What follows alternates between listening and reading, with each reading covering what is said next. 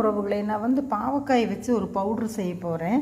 நேற்றே கழுவி நல்லா குட்டி குட்டியாக அரிஞ்சு வெயிலில் காய வச்சுட்டேன். நல்லா காஞ்சிருச்சு. கூடவே வரமிளகா காரத்துக்கு தகுந்த மாதிரி கருவேப்பிலை கழுவி காய போட்டு நல்லா பொறுன்னு பண்ணி வச்சுருக்கிறேன்.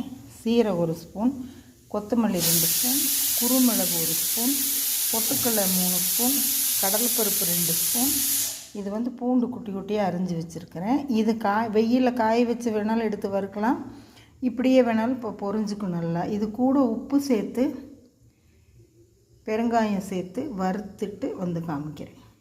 எல்லாத்தையும் ஒன்று ஒன்றா எண்ணெய் கம்மியாக ஊற்றி நல்லா பொரித்து எடுத்துருக்கிறேன்.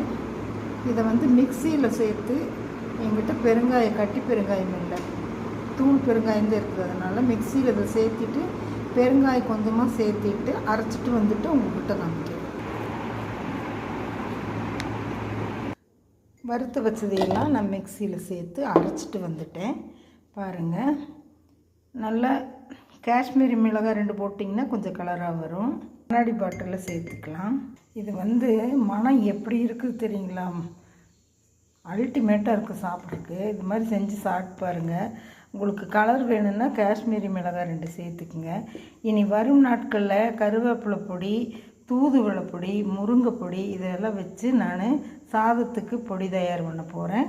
உங்களுக்கு வீடியோ போடுறேன். தேங்க்யூ. பிடிச்சிருந்தால் லைக் பண்ணுங்கள், ஷேர் பண்ணுங்கள், சப்ஸ்கிரைப் பண்ணுங்கள், பெல் பட்டன் அமுத்துங்க. இந்த நாள் எல்லோருக்கும் இனிய நாளாக அமையட்டும். தேங்க்யூ.